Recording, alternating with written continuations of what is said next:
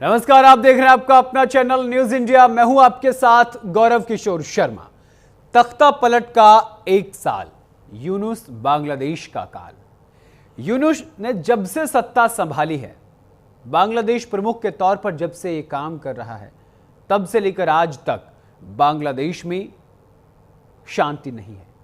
शांति के लिए नोबेल पुरस्कार पाने वाले यूनुस अब बांग्लादेश का काल कैसे बन गए, आज हम आपको अपनी इस रिपोर्ट में विस्तार से बताएंगे और यह समझाने का प्रयास करेंगे किस तरीके से धर्म की आग में बांग्लादेश जल रहा है, हिंदुओं के साथ किस तरीके से अत्याचार हो रहा है, हिंदू मंदिर तोड़े जा रहे हैं, बांग्लादेश में बर्बरता हो रही है, महिलाओं के साथ अत्याचार की तस्वीरें झकझोर देने वाली हैं। बांग्लादेश में शेख हसीना का तख्ता पलट हुए 1 साल पूरा हो गया। अंतरिम सरकार के मुख्य सलाहकार के नाते हसीना की जगह मोहम्मद यूनुस बांग्लादेश की सत्ता पर काबिज हैं। बीते 1 साल में बांग्लादेश में इस्लामिक कट्टरपंथ तेजी से बढ़ा है, हिंदुओं और अल्पसंख्यकों का जीना मुहाल हो गया है। लेकिन इन सब से इतर बांग्लादेश का एक और फ्रंट फेल हो रहा है। बीते 1 साल में बांग्लादेश की अर्थव्यवस्था बदहाल हो गई है। मोहम्मद यूनुस बांग्लादेश के लिए काल साबित हो रहे हैं। रिपोर्ट देखिए।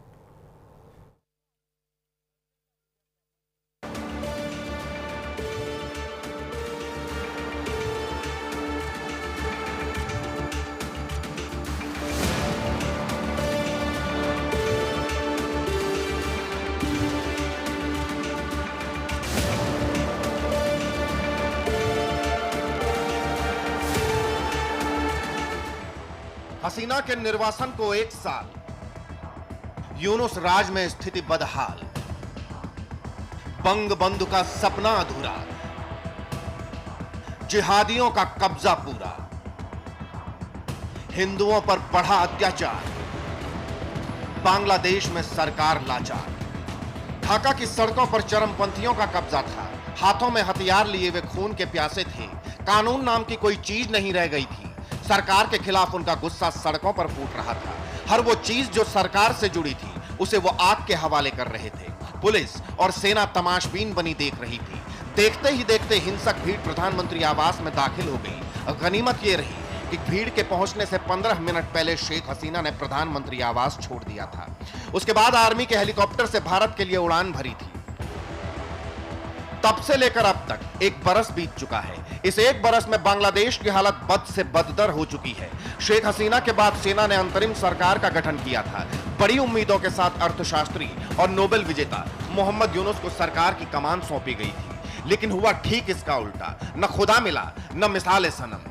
आज बांग्लादेश की हालत बद से बदतर हो चुकी है। अल्पसंख्यकों का बुरा हाल है, हिंदुओं पर हमले हो रहे हैं। जो अर्थव्यवस्था शेख हसीना के समय फर्राटे भर रही थी, अब वही इकोनॉमी गोते लगा रही है। हर ओर निराशा है, बस कट्टरपंथियों का बोलबाला है।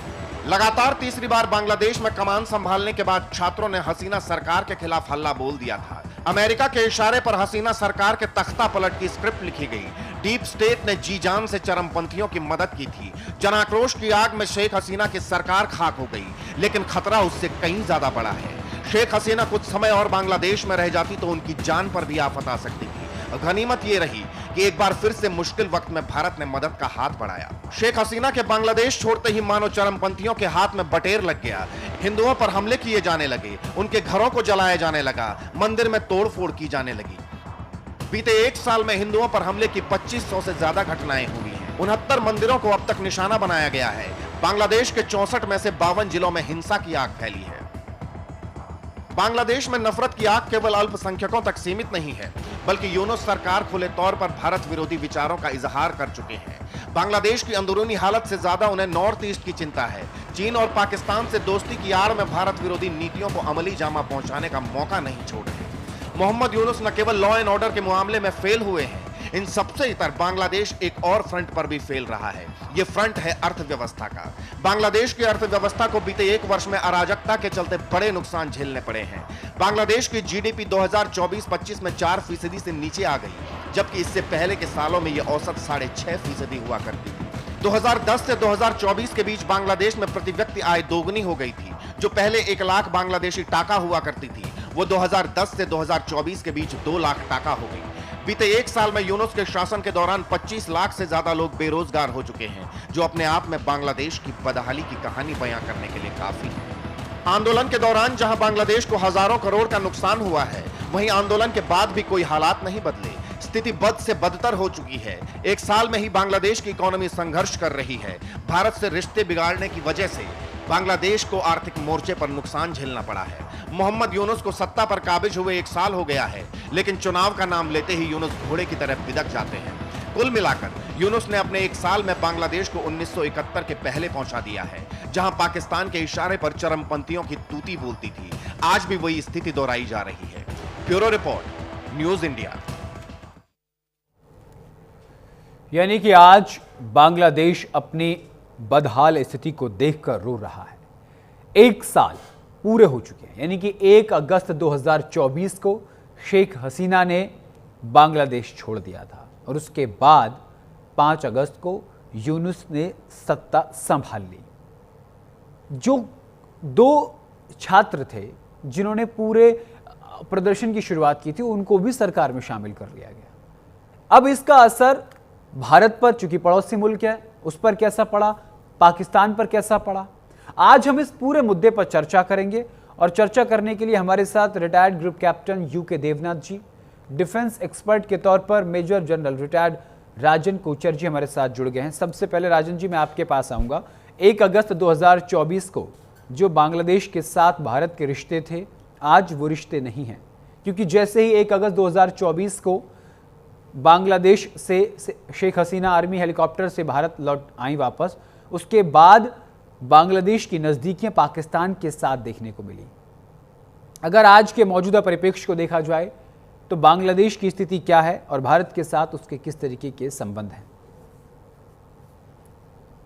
धन्यवाद, आपने मुझे इस डिस्कशन के लिए बुलाया। ये 2 पार्ट्स में आपका ये सवाल है जी। बांग्लादेश की स्थिति क्या है और इसका भारत की सिक्योरिटी सिचुएशन के ऊपर क्या फर्क पड़ा है।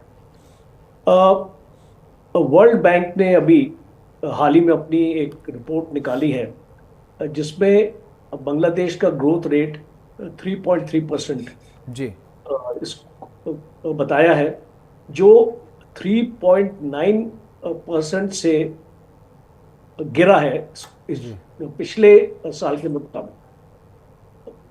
एक क्लियर इंडिकेशन है कि जब से शेख हसीना वहां से गई हैं, बांग्लादेश की इकोनॉमी को झटका लगा है। बिल्कुल। दूसरा, इन्फ्लेशन रेट भी अगर आप देखें तो पहली बार 11.6% हुआ है, जो एक डबल डिजिट्स में आया है, और फूड इन्फ्लेशन 14.1% रहा है।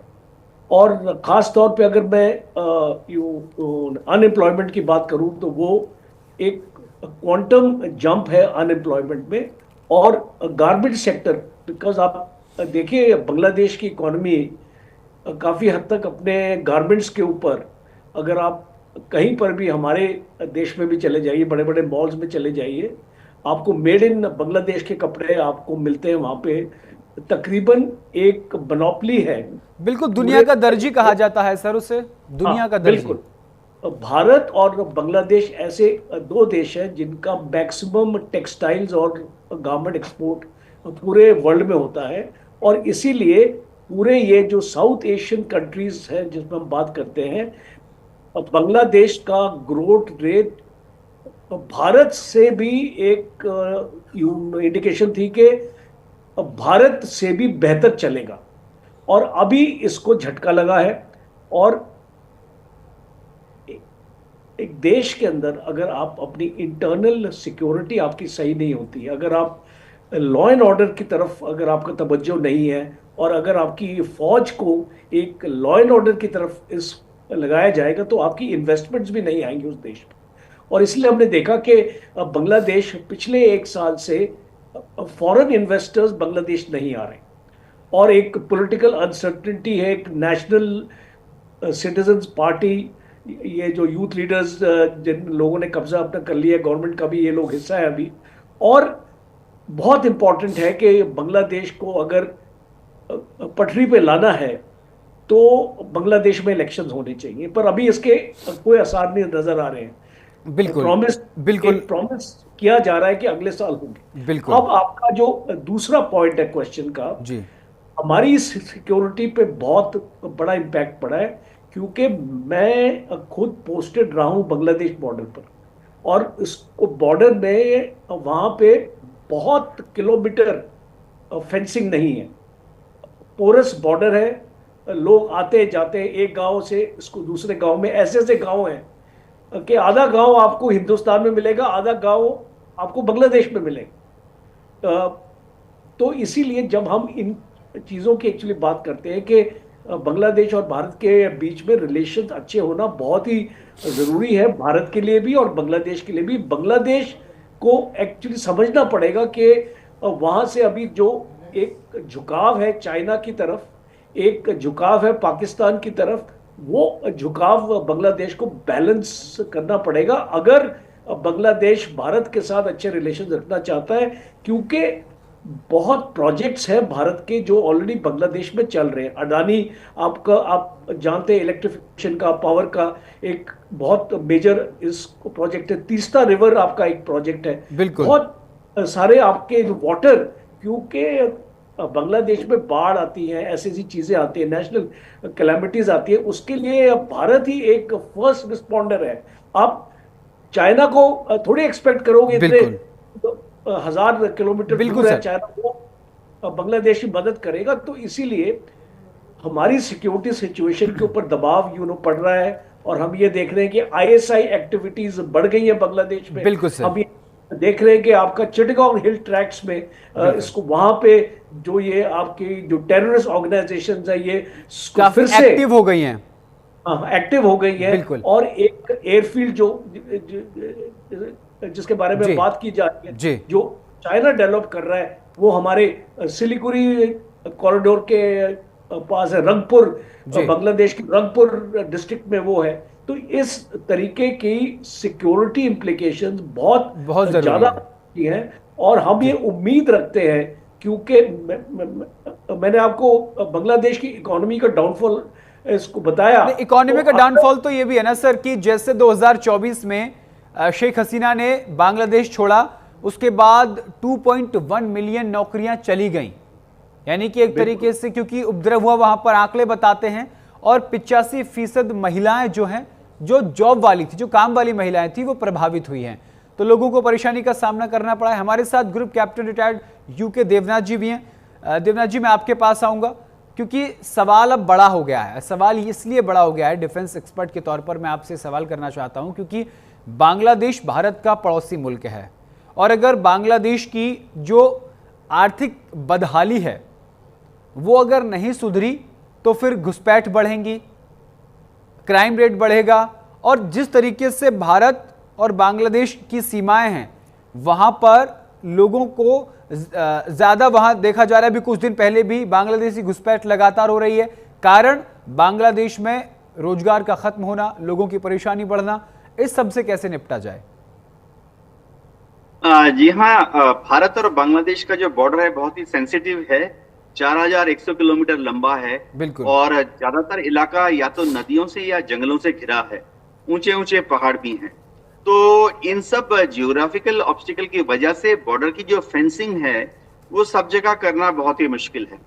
वहां पे BSF लगातार पेट्रोलिंग करती है बॉर्डर के साथ, लेकिन दिन रात 24 घंटे बॉर्डर पर पेट्रोलिंग करना वो पॉसिबल नहीं है। बिल्कुल। तो बांग्लादेश से घुसपैठिए कहें, शरणार्थी कहें, रेफ्यूजी कहें, वो लगातार इकोनॉमिक अपॉर्चुनिटी के लिए भारत की तरफ माइग्रेट करते रहते हैं। अब दिक्कत क्या आ रही है कि जब से बांग्लादेश में इंतरिम सरकार आई है, अंतरिम सरकार आने के बाद वहां इकोनॉमिक बदहाली जो है और ज्यादा गंभीर रूप ले रही है। नौकरियों का अभाव है, जॉब्स अपॉर्चुनिटीज कम है, जिनकी नौकरियां थी वो भी जा रही हैं। सबसे बड़ी बात है, जैसे कि अभी जनरल कोचर भी कह रहे थे, कि वहाँ टेक्सटाइल इंडस्ट्री जो कि बहुत उभरती हुई उनका एक इकोनॉमी का बैकबोन था, वो भी अब चरमरा रहा है। सबसे बड़ी दिक्कत है कि यूरोप से जो ऑर्डर आते थे, वेस्टर्न कंट्रीज से जो ऑर्डर आते थे, माफी के साथ मैं आपको रोकूंगा देवनाथ जी, IMF तो बांग्लादेश में सुधार की बात कर रहा है। एक रिपोर्ट छपी है एक अखबार का मैं रेफरेंस दूंगा। उन्होंने कहा है कि आईएमएफ और अन्य संस्थाओं द्वारा अगले वर्ष के लिए सुधार की संभावना जताई जा रही है। आईएमएफ तो कह रहा है कि सुधार हो सकता है, इंडियन मॉनिटरिंग फंड। जी हाँ, देखिए जहां तक आईएमएफ की बात है, वर्ल्ड बैंक की बात है या एडीबी की बात है, वो उनके कुछ मापदंड हैं। वो किसी भी देश को तब तक फंडिंग करते रहते हैं जब तक कि उन्हें लगता है कि उस देश को उबारना है, यानी ऊंचा उठाना है। पॉलिटिकल इंटरफेरेंस के बारे में आईएमएफ, वर्ल्ड बैंक ज्यादा नहीं सोचती है कि वहां डेमोक्रेसी है, डेमोक्रेसी नहीं है, ऑटोक्रेसी है या डिक्टेटरशिप है या कम्युनिस्ट कंट्री है या एक फ्री देश है। आईएमएफ, वर्ल्ड बैंक जो है वो सिर्फ वहां पे इकोनॉमिक अपॉर्चुनिटीज को और ज्यादा पॉजिटिव तरीके से इन्फ्लुएंस करना चाहते हैं।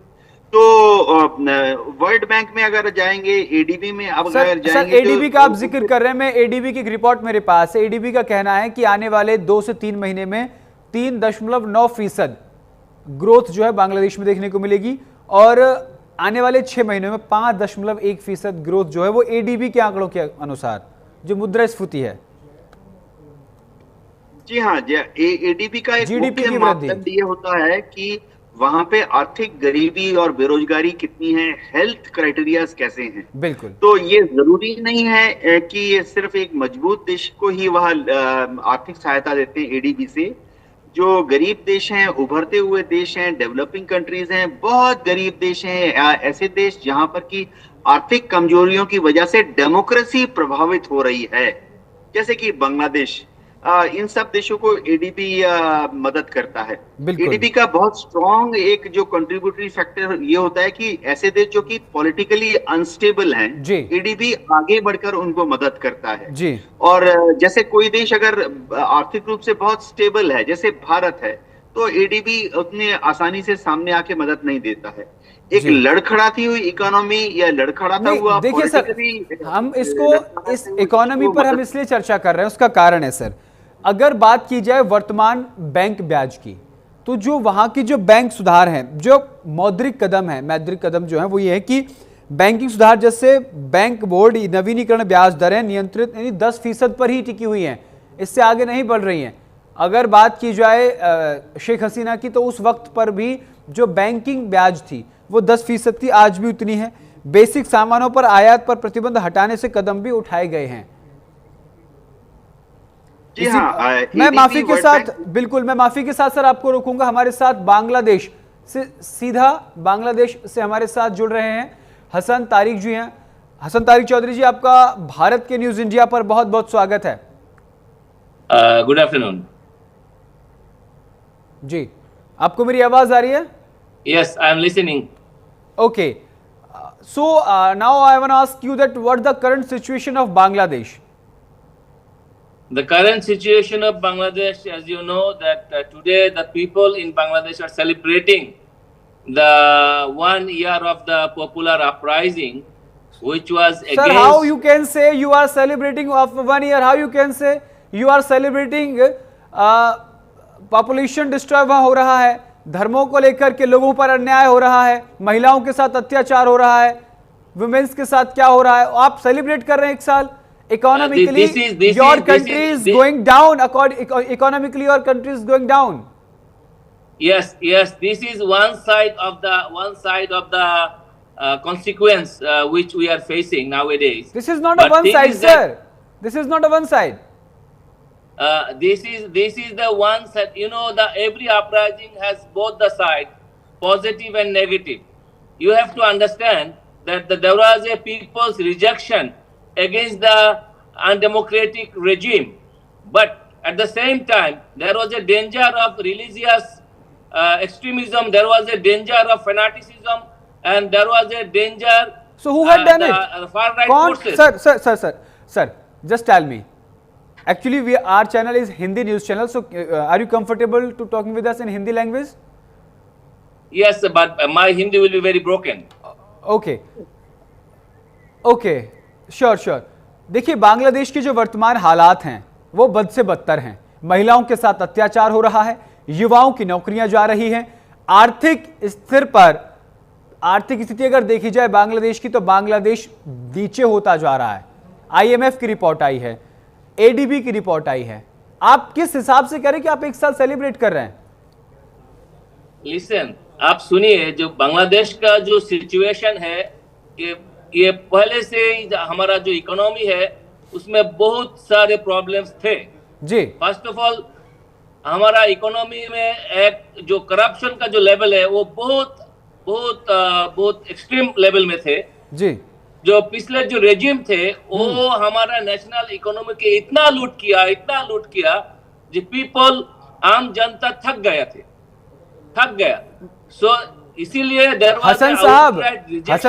हसन साहब मैं आपको बार बार इसलिए रोक रहा हूं कि इंटरनेशनल लेवल पर जो आंकड़े हैं, हमारे साथ हमारे देश के 2 दिग्गज भी जुड़े हुए हैं, डिफेंस एक्सपर्ट हैं और रिटायर्ड बड़े सेना के अधिकारी हैं, वो भी अपनी बात को रख रहे थे। किसी भी आंकड़े में जो आपकी बात है वो सही साबित नहीं हो रही है। हमारे साथ राजन कोचर जी, आप सहमति रखते हैं हसन साहब की बात से जो कह रहे हैं?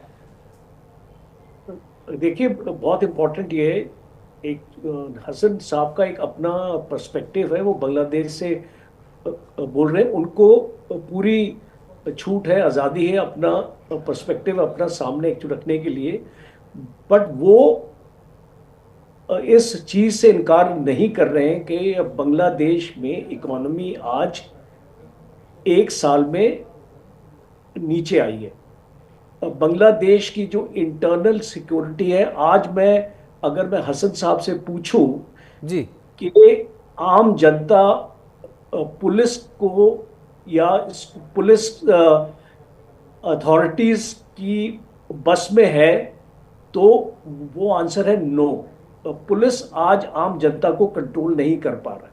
जी हसन साहब जवाब दीजिए। जनरल वकारुज़्ज़मान की स्टेटमेंट है, और मैं फिर से हसन साहब को पूछूंगा ये चीज। जनरल वकारुज़्ज़मान की स्टेटमेंट है कि आर्मी कब तक पुलिसिंग ड्यूटी करती रहेगी और हमारे आर्मी को बैरक्स में वापस जाना चाहिए, क्योंकि कोई भी हिस्ट्री देख लीजिए देश की, जब फौज पहुंच जाती है लोगों के बीच में और फिर वो लोगों को कंट्रोल करने लगती है, तो वो एक बिल्कुल एंड स्टेट आता है कि आपकी पूरी आपके लॉ एंड ऑर्डर मशीनरी आपकी फेल हो चुकी है, आपके पैरा मिलिट्री फोर्सेस फेल हो चुके हैं, आपकी पुलिस फोर्सेस आपकी फेल हो चुकी है। इसीलिए मैं हसन साहब से ये चीज पूछना चाहूंगा जब आप उनसे सवाल करेंगे जी कि ये जो इंटरनल सिक्योरिटी सिचुएशन है आज बांग्लादेश में,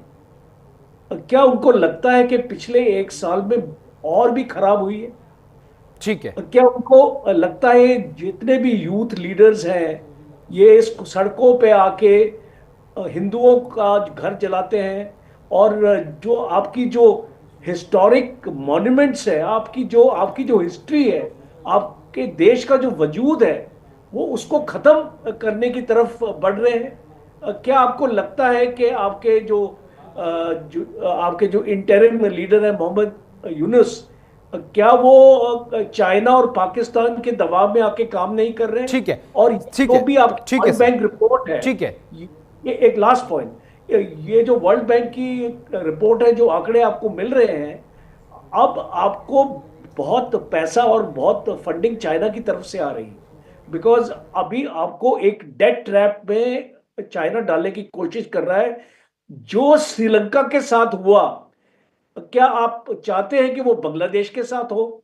तो ये सारे जो सवाल हैं वो बहुत इंपॉर्टेंट है आपको अंडरस्टैंड करना कि अगर हम 1 साल का एक अभी रिव्यू कर रहे हैं, last 1 year what has been the state of economy, law and order. और मेरा लास्ट पॉइंट है हमारे बांग्लादेश के मेहमान के लिए, क्या आपको ऐसे नहीं लगता कि भारत आपका दोस्त होना चाहिए? भारत को एक दुश्मन के बिल्कुल देवनाथ जी, माफी के साथ मैं आपको कहूं क्योंकि समय की उपलब्धता थोड़ी सी कम है और आपके सवाल बहुत वाजिब हैं जिन पर हम हसन तारिक साहब से चर्चा करेंगे, और जल्दी एक इसी विषय पर एक और हम कार्यक्रम रखेंगे जिस पर चर्चा करेंगे। हसन साहब भी जुड़ेंगे, आप भी जुड़ेंगे, विस्तार से हम चर्चा करेंगे। फिलहाल समय की अभाव के चलते मैं आप सभी का बहुत बहुत आभार व्यक्त करता हूं। आप सभी ने हमें अपना कीमती समय दिया। नमस्कार। तो यूनुस सरकार फेल होती हुई नजर आ रही है। बंग बंधु का सपना अधूरा रह गया है। जिहादियों का क्या कब्जा पूरा हो गया है, ये समझने वाली बात है।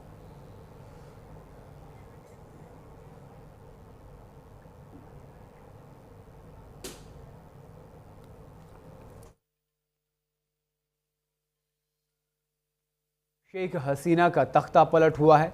1 साल पूरे हो गए हैं। अंतरिम सरकार के मुख्य सलाहकार के नाते हसीना की जगह मोहम्मद यूनुस बांग्लादेश की सत्ता पर काबिज हैं। बीते 1 साल में बांग्लादेश में इस्लामिक कट्टरपंथ तेजी से बढ़ा है। हिंदुओं और अल्पसंख्यकों का जीना मुहाल हो गया है। लेकिन इन सब से इतर बांग्लादेश एक और फ्रंट पर भी फेल हो रहा है। बीते 1 साल में बांग्लादेश की अर्थव्यवस्था बदहाल हो गई है। मोहम्मद यूनुस बांग्लादेश के लिए काल साबित हो रहे हैं।